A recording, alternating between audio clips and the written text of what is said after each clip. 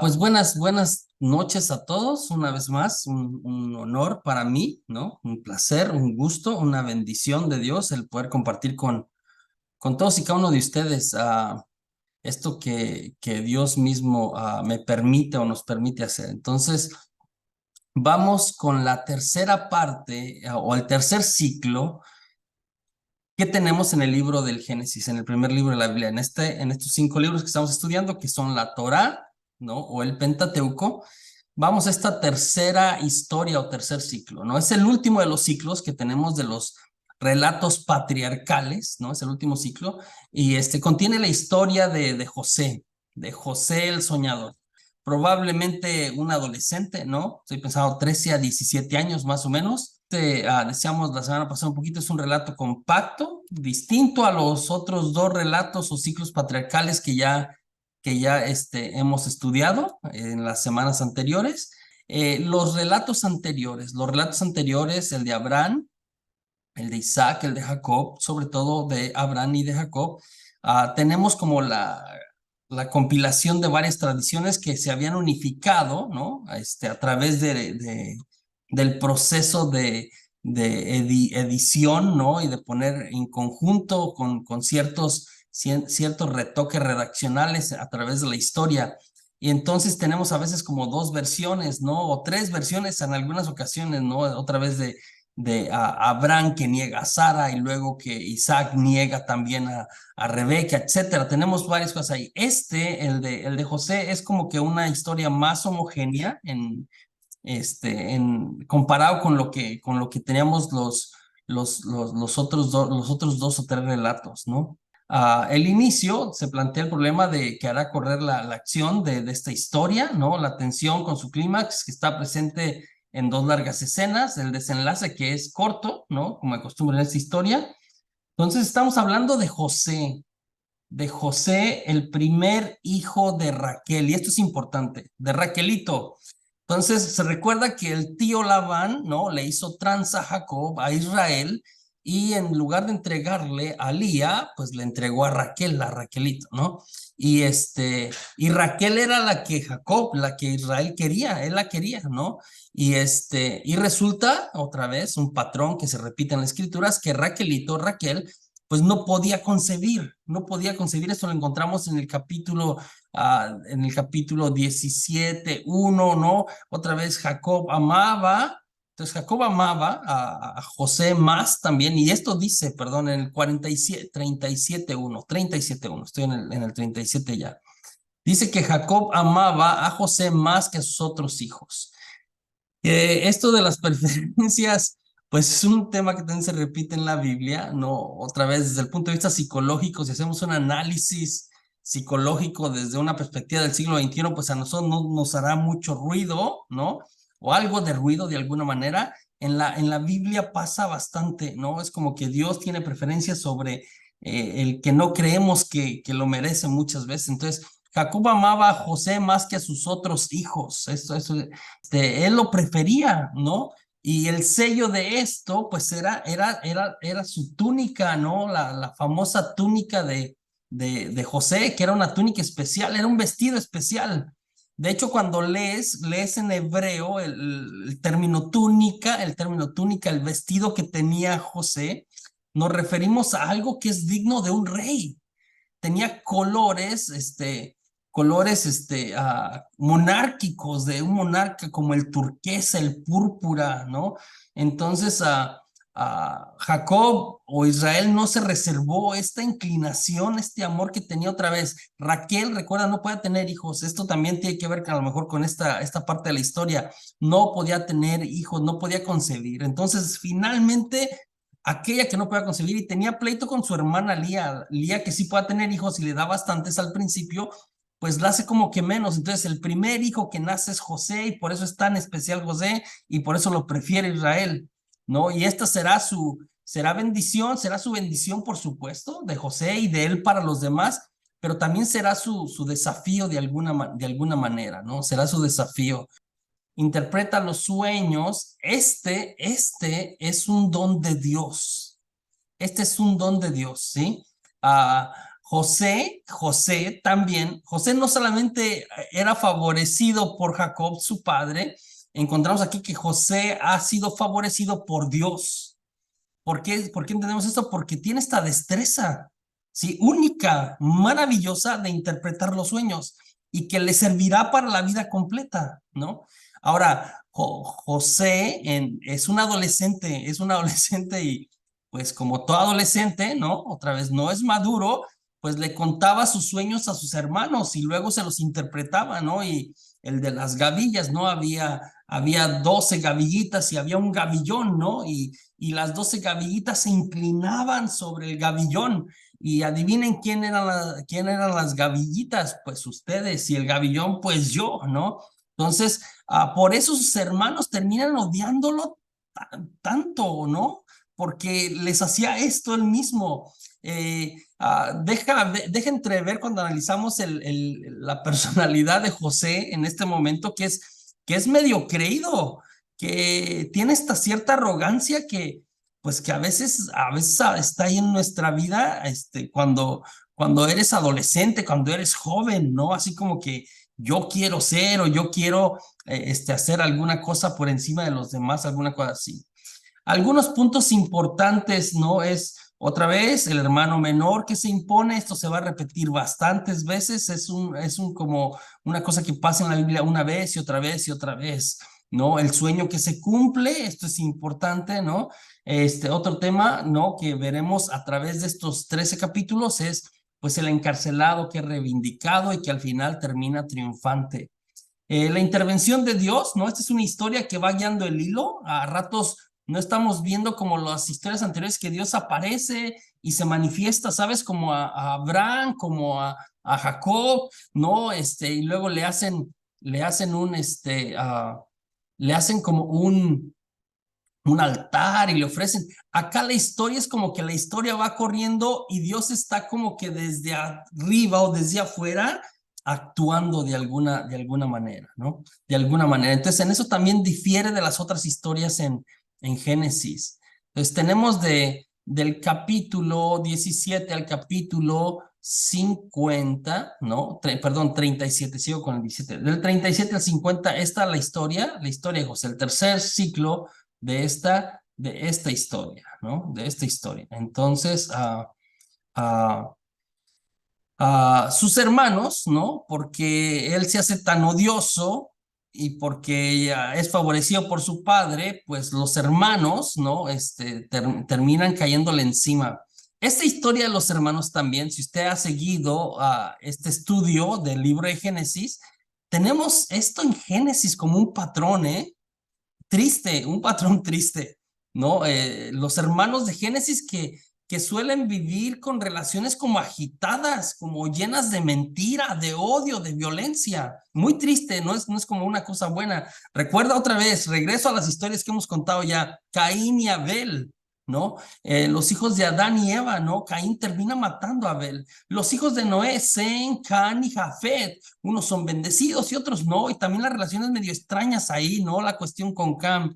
Lot, que no es hermano, pero es sobrino, son familiar de alguna vez, de alguna manera es familiar a Abraham y Lot, ¿no? Lo de Abraham y Lot a mí me parece que tiene que ver más con sus empleados, sus siervos que pelean y tienen que separarse, ¿no? Ismael e Isaac, ¿no? Este conflicto de los hijos de Abraham, de Ismael e Isaac, de quién es el hijo de la promesa, ¿no? Este conflicto que tenemos hasta el día de hoy en Medio Oriente, los hijos de Ismael, el pueblo árabe, el pueblo del Islam, y los hijos de Isaac, ¿no? El pueblo de Israel, el pueblo de Israel. Entonces, ahí están los dos hermanos también peleando. Y luego tenemos Esaú y Jacob que lo quiere jalar antes de que nazca, y luego el conflicto y la robada de la bendición, etcétera, ¿no?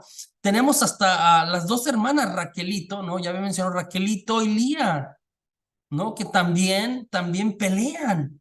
Y finalmente vamos a cerrar el libro de Génesis hablando de José y sus hermanos, ¿no? José y sus hermanos, estas relaciones extrañas. Entonces los hermanos de José terminan queriéndose deshacerse de él. Quieren matarlo, quieren matarlo. lo llevan afuera. Recuerda esto de Caín y Abel. Caín lleva a Abel afuera, ¿sí? Allá al campo. Y allá en la Biblia, en el campo afuera, es donde pasan las desgracias. Entonces, los hermanos lo llevan allá afuera, en el campo, ¿no? Ah, porque lo quieren matar, lo quieren matar. Y es por intervención de Judá, ¿no? Esto es importante, Judá, ¿no? De ahí de esa tribu vendrá el Salvador, ojo, quien lo salva. Dice, no, no lo matemos, lo vendamos. Digo, tampoco es como una cosa buena, pero le salva el pellejo, le salva la vida a José, intercede de alguna manera positiva. Entonces lo venden a unos ismaelitas, descendientes, ¿sí? De Ismael, ¿no? Árabes que iban otra vez. Yo le recuerdo geográficamente, Israel es un punto de cruce entre Egipto, ¿no? La parte norte de África y luego la parte de Asia Menor, ¿no? Y luego hacia Europa. Es un punto de cruce muy interesante de negocios en la historia antigua. Entonces es vendido a unos ismaelitas como esclavo, y entonces José es llevado a Egipto, llevado a Egipto. En Egipto, ¿sí? En Egipto, pues sucede este patrón también que yo les había comentado ya en la escritura, que cuando Dios escoge a alguien, como sea que lo escoja, ¿sí? Lo saca, esta sacada de José no es tan romántica, lo saca para prepararlo, ¿no? Como a Jacob, también su sacada de Jacob también es medio extraña, ¿no? Termina peleando con su hermano lo quiere matar, le robó la bendición y tiene que salir huyendo rumbo a la casa de su tío Labán. Entonces, cuando Dios escoge a alguien, lo saca, lo prepara, para que luego, cuando ya está listo, se convierta en una gran bendición. Esto lo hace Dios una vez y otra vez y otra vez. Entonces, los ismaelitas terminan vendiendo a José como esclavo a este alto ministro del faraón, ¿no? Con un nombre medio chistosón, ¿sí? Un nombre medio raro, ¿no? Putifar, ¿no? Que es José tan bueno que termina administrador de la casa otra vez. Sigue siendo esclavo, sigue siendo siervo. Esto es muy común también en la Biblia. No lo tenemos con Eliezer. Hay varios esclavos que terminan siendo los administradores. Es como que lo más alto en el rango de administrador. Entonces, tenemos, y dice la historia, ¿no? En el capítulo 39, versículo 6, que pues José era puesto de buena presencia, era un judío no tan feo, ¿no? Era puesto. Entonces, la esposa de Putifar lo encuentra muy atractivo, ¿no? Yo aquí puse una foto, no moví, déjeme, paso.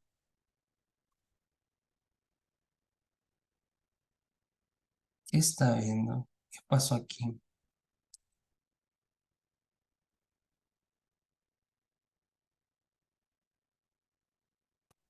Mm, ujú,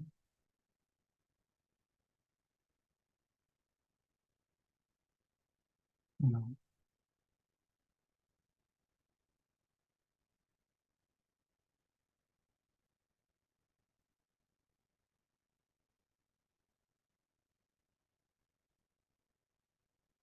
no iba cambiando, ya ahí estoy cambiando, perdón. Ah, sí, ya ahí estoy cambiando. Ok. Entonces, ahí la esposa de Putifar, ¿no? Señora de cascos ligeros, ¿no? Le parece muy guapo, puesto el José, y entonces pues se lo quiere echar al plato. Se lo quiere echar al plato a la señora, y pues lo anda persiguiendo. Pero José, esto es muy interesante, José es leal, es trabajador, es un administrador responsable. Aquí ya notamos una cierta madurez de José, ¿sí? Ya no es el adolescente engreído, no presumido delante de los hermanos. Es responsable, es íntegro en su fe, en su fidelidad a Dios, ¿no? Y por eso se rehúsa, aunque la mujer se le avienta, no se rehúsa, y le contesta a la mujer como que: ve, el patrón ha puesto a disposición mía todo, ¿no? Lo único que se ha guardado es a ti. Entonces pues no le vamos a hacer algo al patrón. Entonces la mujer termina haciendo de las suyas, y diciendo que José la quería seducir y en el capítulo 40 de la historia tenemos que José termina en la cárcel, ¿no? Termina en la cárcel. Ese José lo vendieron ya, ¿no? Llegó y medio sigue componiendo la historia y ahora termina en la cárcel. Le llueve sobre mojado. De esas veces que a veces pensamos nosotros así como que, bueno, señor, ¿y ahora qué? ¿No? Cuando va saliendo como que de una y como que empiezas a enderezarte y te empieza a ir bien, y te empieza a ir bien y después es como que, ah, caray, ¿qué pasó aquí? ¿No? Entonces le llueve sobre mojado, termina en la cárcel, pero en la cárcel tranquilo, esperando, tranquilo, no lo sé tan tranquilo, pero esperando la justicia de Dios, ¿no? Y es en la cárcel, ¿no? En el capítulo 40, donde tenemos que aparecen los siervos del faraón, ¿no? El copero y el panadero que estando en la cárcel tienen sus sueños y le cuentan los sueños a José, ¿no? Y José se los interpreta y dice pues que el primero, el copero, será restituido y el segundo pues que lo van a matar, o sea, va a parar las patas. Y así sucede, o sea, los sueños, este es el don de José, así sucede, ¿sí? Así sucede.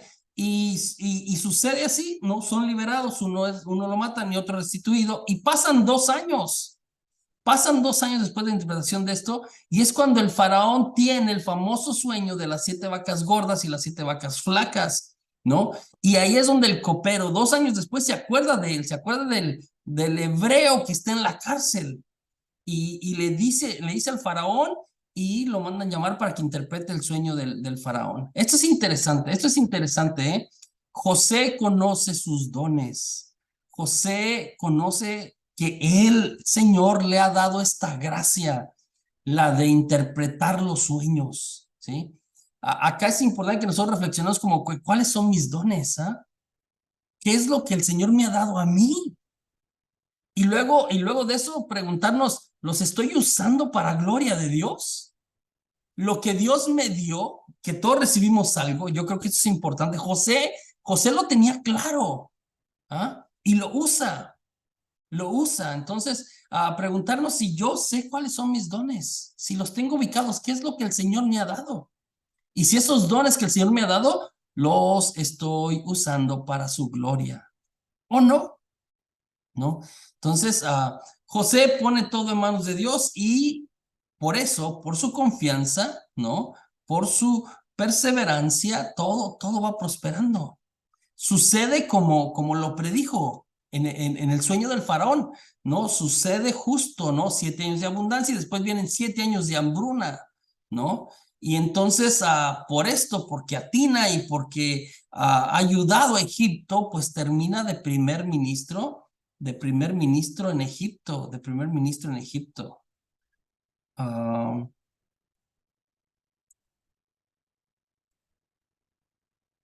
Y en Egipto, y en el capítulo 42, ¿no? Ya de primer ministro, José, a sus hermanos, cuando está la hambruna, ¿no? Por toda la región, pues suben a Egipto a pedir grano, porque no tienen en la región de donde vinieron. Entonces, José lo reconoce, pero no se lo revela, no se lo revela. De hecho, al principio los tacha de espías y medio se sacan de onda. José los sienta por edad, ¿no? Los acomoda y al final, y esto es otra vez, José está tratando como de ver dónde están sus hermanos ahora, ¿no? ¿Qué hay en sus corazones? Si han cambiado, si no han cambiado, si aprendieron la lección o no aprendieron. Entonces, al final, cuando traen a Benjamín, le va repartiendo las porciones y a Benjamín le da 5 veces más la porción comparada con la de sus hermanos. Y lo hace como una prueba. A ver si los hermanos no son envidiosos con Benjamín. Recuerdan que al final esto fue lo que hizo que lo quisiera matar o vender a José, era la envidia, ¿no? De ser el preferido y aparte de los sueños que les contaba, por supuesto. Entonces, José encuentra madurez en sus hermanos. No son envidiosos con Benjamín. En el capítulo 2 tenemos una segunda prueba, ¿no? Cuando pone la copa de plata escondida en el saco de Benjamín para dejarlo. Y dice como que no se puede ir, ¿no? Aquí se va a quedar. Y entonces Judá, otra vez interesante, en el capítulo 42, versículo 18, Judá interviene otra vez. Interesante el rol de Judá, ¿no? Hace un discurso impresionante, está muy interesante, ¿eh? Está muy interesante este de capítulo 44, versículo 18 en adelante. Es un discurso que hace Judá sobre ahora Benjamín, y dice como que no podemos dejarlo. Si quieres, Simón me parece, dice, y también, o sea, me quedo yo, pero mi papá no puede perder, o se muere de tristeza. Si todavía no termina de superar que perdió a aquel hijo, ¿no? Y otra vez, están hablando de su conciencia. Entonces, tenemos en este relato, en esta parte de la expresión de Judá, de alguna manera, ¿sí? De alguna manera, esta reflexión de lo que ha pasado ya con la vida de José, con la vida de José. Entonces, hay una narrativa de lo que encontramos de la vida de José en este discurso. En el capítulo 45, José, ¿no? Viendo que han cambiado, viendo que están protegiendo a Benjamín, viendo que están arrepentidos, porque dentro del discurso denota ese arrepentimiento como que perdió a su hijo, ¿no? Y no puede perder otro, no puede, mi papá no podría soportar eso. Entonces les revela a sus hermanos y les dice, pues yo soy José, ¿no? Y podemos ver aquí una madurez espiritual de José impresionante, ¿eh? No solamente una madurez humana, una madurez espiritual de fe muy interesante en José. Él no dice como canijos, ustedes me vendieron, no, no, no, es como que espérenme, déjenme ver, déjenme les explico qué pasó. Otra vez, mucha claridad, mucha madurez en la fe y espiritual, ¿no? Les habla de la providencia de Dios. José no está resentido, pues ve que en aquellos eventos difíciles, esto es lo que dice en su discurso ahí, en aquellos eventos difíciles por los que él tuvo que pasar y por cualquier razón y que ellos lo vendieron, estaba la mano de Dios, estaba la mano de Dios, ¿sí? Para José, esto es muy interesante, para José lo que sucedió, esto de que lo vendieran, mire qué terrible, otra vez, yo tengo ahí mis reservas en esta intervención, pero para José lo que sucedió es un acto de Dios para que su pueblo no muriera en la hambruna que venía. Es decir, José tenía que estar en Egipto, sus hermanos tenían que venderlo, porque si no el pueblo de Dios, el que había escogido, hubiese muerto de hambre. Era necesario que, y otra vez, algunos dirán, pues las formas están medio extrañas, pues sí lo están, pero José es capaz de ver esto, ¿sí? Yo no sé si nosotros nos ha pasado, ¿no? Nos ha pasado en alguna ocasión esto de, a veces pasan cosas en nuestras vidas que cuando están pasando, como que no le encuentras por dónde, como que, caray, pues, ¿qué está pasando aquí? ¿O por qué? Y no ves, ¿no?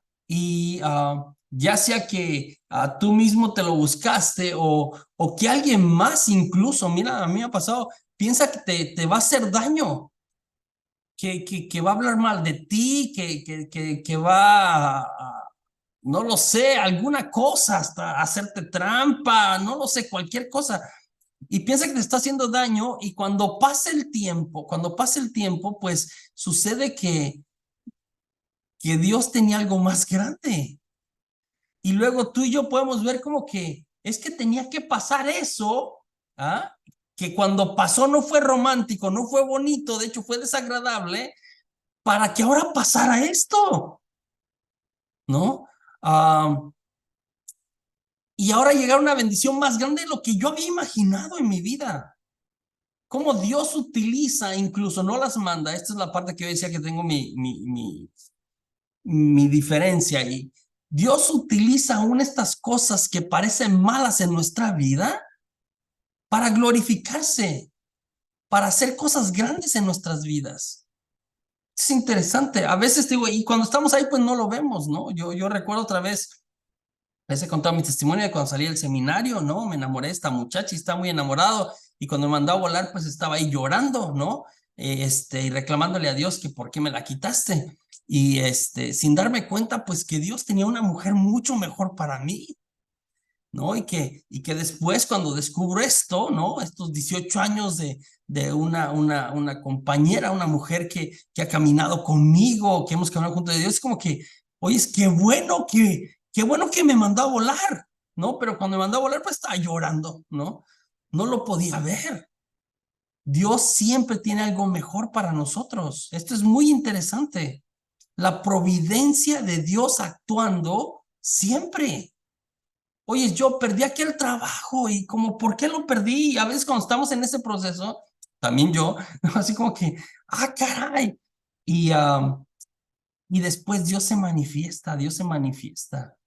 Entonces, muy interesante. José puede ver la providencia de Dios.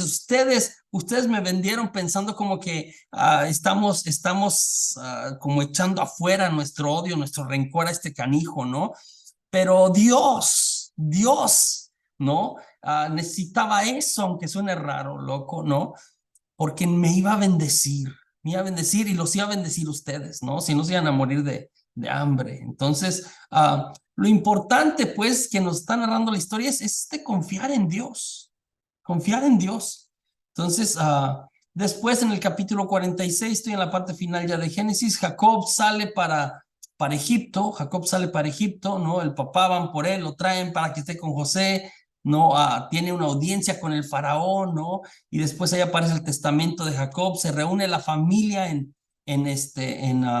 Egipto, se reúne la familia en Egipto, y en el capítulo 48 aparece algo interesante que también me llamó la atención, y que me parece que en los cursos anteriores que yo había hablado en esta parte no se los había comentado.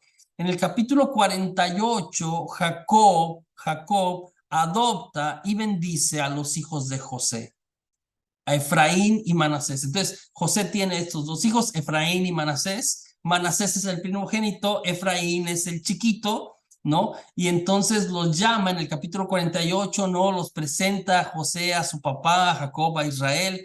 Y entonces Jacob va a dar una bendición sobre José. Y esta bendición, esto me parece maravilloso, está bendiciendo a sus hijos porque su hijo José ha sido un instrumento de Dios maravilloso, aparte porque le ama profundamente. Acá pasa, entonces, lo que yo digo que la bendición de José alcanza para sus hijos. Lo que José hizo bueno termina repercutiendo en la vida también de sus hijos, son bendecidos. ¿Sí? Entonces, cuando tú y yo actuamos de una manera correcta delante de Dios y de los hombres, Dios no solamente nos bendice a nosotros, bendice a nuestros hijos. Extraño el pasaje cuando está bendiciéndolo, Jacob cruza las manos, ¿no? Entonces la mano derecha, José los posiciona para que la bendición primera, ya habíamos hablado de esto, la bendición primera sea sobre Manasés, el primogénito, y la bendición secundaria sea sobre el chiquito Efraín, sobre el más pequeño. Y entonces lo que hace Jacob es que cruza las manos, la mano derecha, que es la de la primera bendición, la pone sobre Efraín y la izquierda la pone sobre Manasés. Y José lo quiere como corregir, como no, papá, las manos van al revés. Jacob termina diciendo, no, es que Manasés, será muy bendecido, pero su hermano, el menor, al que no le tocaba la bendición, se repite otra vez el patrón, ¿no? Será más grande que su hermano, será más grande que su hermano. Otra vez, la bendición de la derecha va sobre el menor, sobre Efraín, y ahí hay una profecía sobre los descendientes de Efraín. En el capítulo 49, pues son las bendiciones de Jacob, ¿no? Otra vez está como que en la parte final y empieza a bendecir a todos sus hijos. Hay una oración de bendición sobre todos ellos. Y al final del capítulo 49, pues nos habla de su muerte. Muere Jacob, muere Israel, muere el gran patriarca. En el capítulo 50, ¿no? Encontramos las exequias de Jacob, ¿sí? Las exequias de Jacob, ¿no? Es enterrado en Macpelá, muy interesante también, esto es enterrado en Macpelá. Ah, es este lugarcito, la cueva que se había comprado Abraham, donde fue enterrada Sara y después fue enterrado él. Ahí va a ser enterrado nuestro padre Jacob, ¿no? Y hacia el final del capítulo 50, pues está el epílogo de la historia de José, ¿no? Que también, ¿no? Pues estuvo ahí, vio a sus hijos, a sus nietos, a sus bisnietos, ¿no? Eso también es una gran bendición en la Biblia, ¿eh? Que veas a tus hijos y a los hijos de tus hijos y a los hijos de tus hijos. Es una gran bendición decir que Dios bendijo a José de manera abundante. Al final dice la historia que también a José murió, ¿no? Y que lo embalsamaron y se le puso en un sarcófago en Egipto otra vez por todo lo que se le respetaba en aquella tierra. Y así termina la historia de los patriarcas, la historia de José, ¿no? Y detrás de cada historia, pues hemos tratado de encontrar y rascar como que dónde está el mensaje, qué cosas podemos aprender, ¿no? ¿Qué nos está hablando Dios? Esto también es interesante cuando hacemos algo de exégesis. El siguiente libro, voy a introducirlo, es el libro del Éxodo, es el libro del Éxodo. Ya les había dicho que otra vez en hebreo es Shemot, Shemot, que quiere decir nombres, ¿no? Entonces empieza en hebreo diciendo como Be Hele Shemot, Be Hele Shemot en hebreo, y estos son los nombres, estos son los nombres.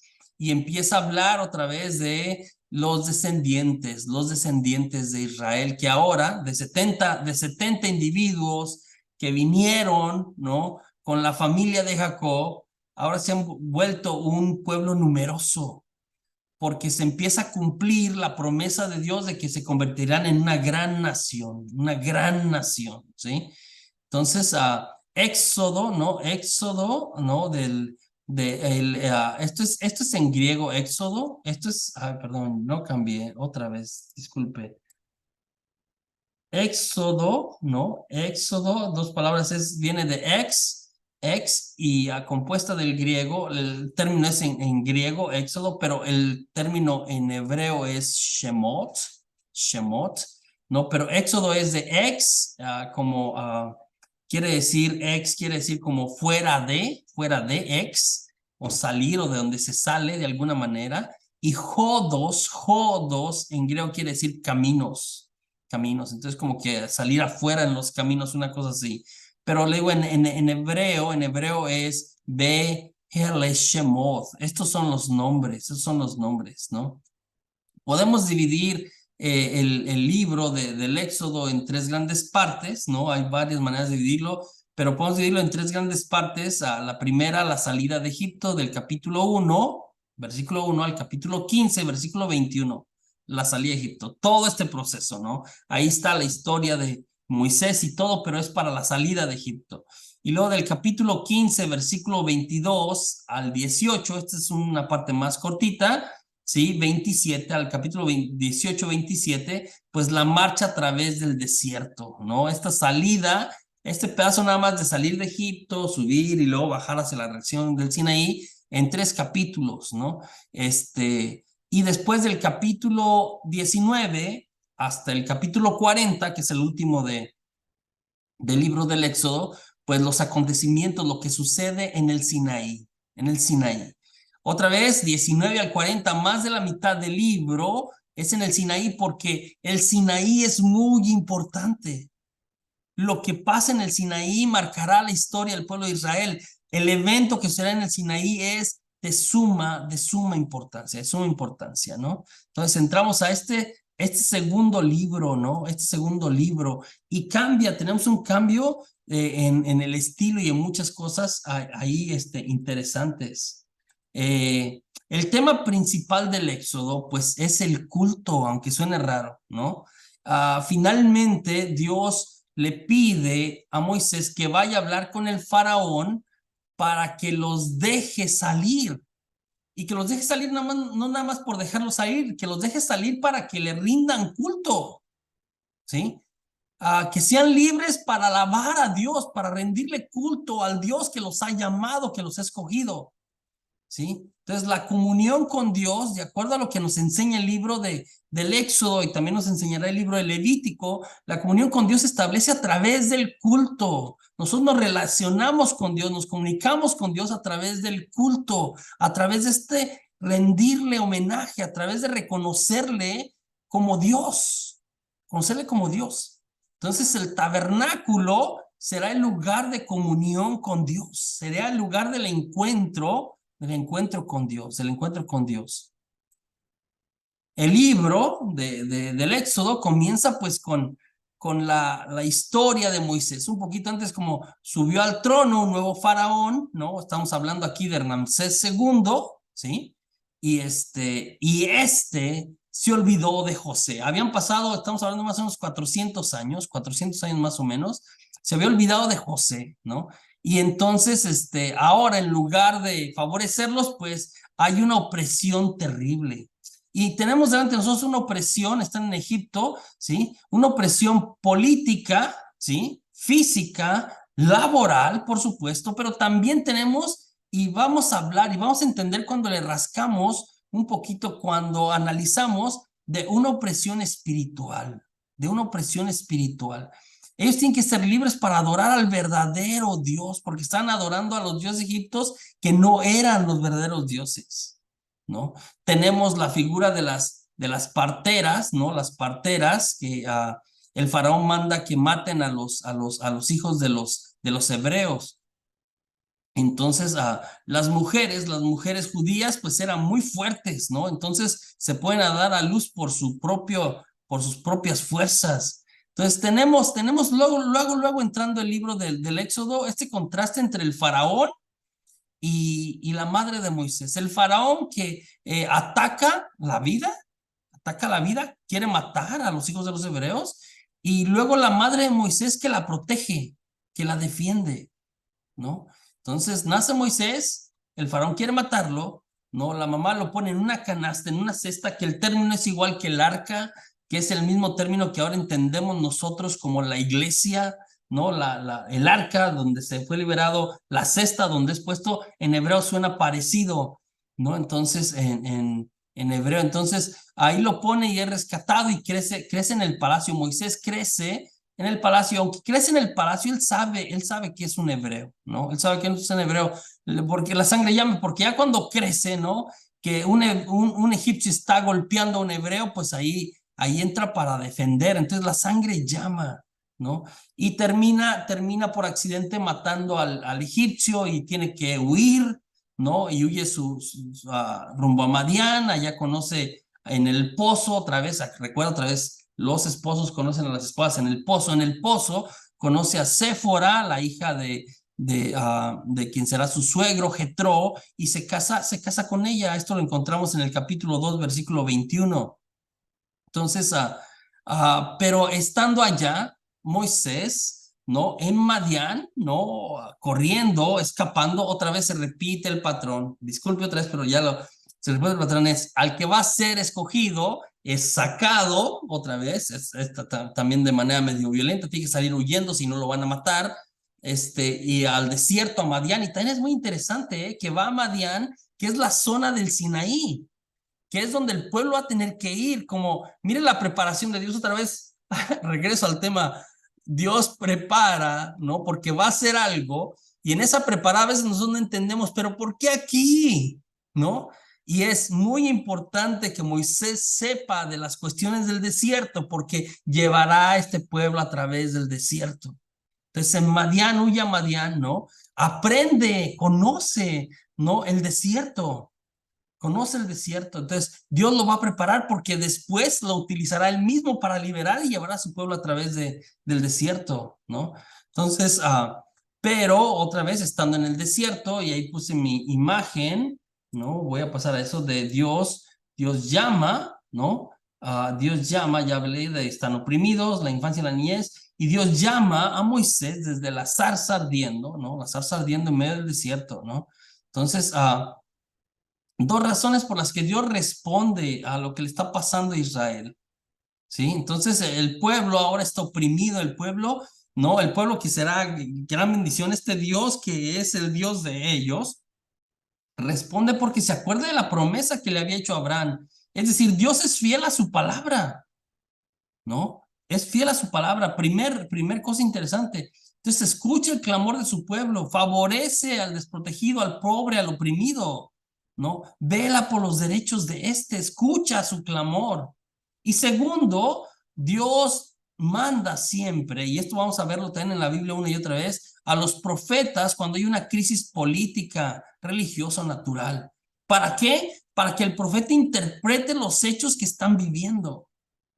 Y el profeta, ¿no? Y así lo reconoce también el pueblo de Israel, no es de los profetas que escribieron, pero lo que se llaman los profetas anteriores, Moisés, va a liberar al pueblo. Entonces, ya había dicho, en el Éxodo tenemos una crisis política, ¿sí? Pero también una crisis religiosa.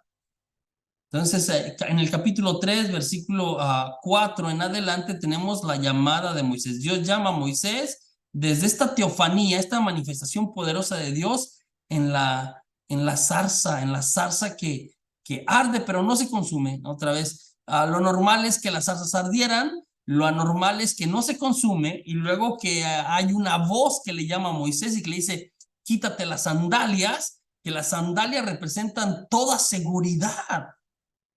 ¿Sí? Toda seguridad, toda cuestión que tenga que ver con lo que yo sé, con lo que yo tengo, con lo que yo he logrado. Quítate las sandalias, entra en la presencia de Dios sin ninguna seguridad, porque Dios es tu seguridad, porque Dios te dará todo de alguna manera. Entonces, le pide que se acerque, ¿sí? Que se acerque de alguna manera. Entonces, está la llamada de Moisés y le comenta pues que el clamor de los israelitas ha llegado hasta mí. Y entonces le va a pedir a Moisés que él vaya, lo va a comisionar, lo va a enviar, ¿sí? A Moisés, primero con muchos peros, ¿no? Con muchas con muchos peros, termina aceptando la llamada y es comisionado para liberarlos, para liberarlos. Es en este proceso que le pregunta, en este de los peros o de las quejas o de ¿por qué a mí? Que Moisés le pregunta su nombre y Dios revela su nombre por primera vez aquí en la escritura desde que empezamos a estudiar la Torá o el Pentateuco, ¿no? Y dice que su nombre es Yahweh, ¿no? En hebreo leemos como las tres o cuatro letras como Eye, Asher, Eye, que quiere decir como yo soy el que soy, o yo soy quien soy, yo soy quien soy. Esto es muy importante, ¿ah? Muy importante. Entonces, le está revelando, esto también es interesante en la tradición profética, le está revelando a Moisés algo de él para que se lo comunique al pueblo. En ese sentido, Moisés tenemos aquí como un profeta, el que habla por Dios, el portador, porque Dios le revela algo, porque el poder divino se le manifiesta, ¿sí? Se le manifiesta y ahora puede llevarlo a los demás. Esto lo encontramos otra vez en el capítulo 3, versículo 14. Entonces, Moisés quiere saber el nombre de Dios, Moisés quiere saber el nombre de Dios que lo ha enviado, porque al faraón se le considera como un Dios, entonces es como que si voy a ir con el faraón, tengo que llegar como que me manda alguien más fregón que tú. Entonces, esto de que pregunte quién me manda, sí, es como que el faraón era considerado como un dios en Egipto, ¿no? Entonces, lo habilita, lo envía, aunque está tartamudo, lo habilita, ¿no? Con su hermano y con unas cosas que va a poder hacer Moisés en adelante, lo habilita con aquello que va a necesitar, le da lo que necesita, los dones, ¿no? Por esta manera reafirma la vocación, ¿no? Entonces, ya habíamos dicho otra vez, Moisés tiene miedo, muestra sus inseguridades, como muchas veces nosotros cuando Dios nos llama, no, Dios lo reafirma, le da la seguridad, tú eres el elegido, tú vas a ser mi instrumento, yo te capacitaré para que desempeñes la función a la que te estoy llamando, ¿no? Entonces es interesante, a veces nosotros venimos con Dios y no, yo para qué, no, yo no, otro, no, etcétera, y es Dios capacita, ¿no? Dios capacita y aparte de capacitarlo, pues le revela su nombre, yo soy el que soy. Que más que un nombre, por un nombre, pues nos está hablando como de la esencia. Dios revela su esencia. Dios revela algo de su naturaleza. Le da algo a Moisés de él. Esto es muy interesante. Es el que ha sido, el que es y el que será. Es el eterno, el que no tiene principio y no tiene final. Está revelando algo de su esencia, el nombre, más que el nombre otra vez, está revelando algo de quién es Dios y cómo es Dios, ¿no? Entonces le dice, cuando los haya sacado me darán culto en esta montaña. Otra vez, les recuerdo, lo fue a preparar, Moisés conoce el área, ¿sí? Y está hablando aquí de lo que yo les había mencionado, una liberación espiritual, una liberación espiritual. Entonces, para liberarlos de una esclavitud espiritual, porque el pueblo de Israel había estado 400 años en Egipto, ¿sí? Entonces, habían quedado, ya habían caído, ya se habían adaptado a cómo vivían los egipcios, ¿no? Vivían en idolatría de ídolos egipcios, están en una esclavitud y necesitan ser liberados, no solamente físicamente, sino también espiritualmente, espiritualmente.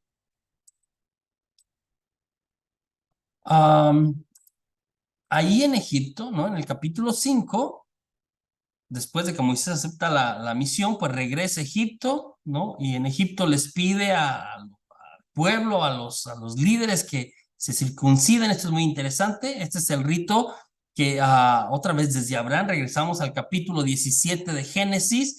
Es un rito como parte esencial de ser de esta comunidad. Y también sirve para recordar que Yahvé, el que se le está revelando, es el Dios de sus antepasados, ¿sí? Quiere decir que Dios está cumpliendo su promesa, Dios está cumpliendo su alianza, ¿no? Una cosa interesante de Jetro, el suegro de Moisés, dice que Jetro ya era sacerdote. Entonces, hay por ahí una tradición muy antigua en la cual se asocia la revelación de Dios en Madián. Se cree que el Dios de Jacob ya se había revelado en esa zona, la gente que habitaba ahí, ¿no? Otro nombre que aparece ahí más adelante en el capítulo 5 del mismo Dios, que se empieza a revelar más, es el Shaddai, que quiere decir el Todopoderoso, ¿no? La cuestión del culto, una cosa interesante, ¿eh? Dar culto en el hebreo también significa o tiene como, cuando hablamos de dar culto, tiene como que una doble noción, una doble acción, como una cosa que se puede manifestar de dos maneras, es dar culto, ¿sí? Uno significa servir, dar culto significa servir, ¿sí? Entonces no pueden servir al faraón, tienen que servir a Yahvé, ¿sí? Y también significa rendir culto como tal, como lo entendemos de manera ya más propia, pero tiene el sentido de servir, ¿no? De servir a Dios. Entonces, en la confrontación con el faraón, Dios quiere darse a conocer y quiere que se conviertan, ¿no? De hecho, otra vez, y cuando estudiaba esto era como que el propósito de Dios no es partirle su maíz al faraón, era que el faraón se convierta, era convertirlos a los egipcios, ¿no? Entonces, Dios entra en escena, ¿no? Dios entra en escena para cumplir su promesa, para ser fiel a la alianza. Yo seré su Dios, usted será mi pueblo, ¿no? Aquí tenemos ese significado teológico que es sumamente importante, la relación que Dios quiere establecer con su pueblo, con su pueblo. Nos vamos a quedar hasta ahí por el día de hoy. La próxima semana vamos a retomar nuestra historia del Éxodo, ¿no? En las plagas, en el capítulo 7 en adelante. Vamos a hablar de las plagas en Egipto, ¿no? Las plagas en Egipto. Muy interesantes, muy interesantes. Cada plaga tiene que ver con algo de la naturaleza, por supuesto, pero son señales, son prodigios y también tiene que ver y está directamente relacionado con un dios egipcio. Cada una de las plagas. Es como que el ir presentando esas plagas es Dios revelándose como un dios por encima de los dioses, con minúscula. Entonces, muy interesante, vamos a hablar de cada una de las plagas, ¿no? De qué significan, y de por qué van sucediendo en este orden, Entonces, vamos a hablar de las 10 plagas la siguiente semana. ¿Qué hice por aquí?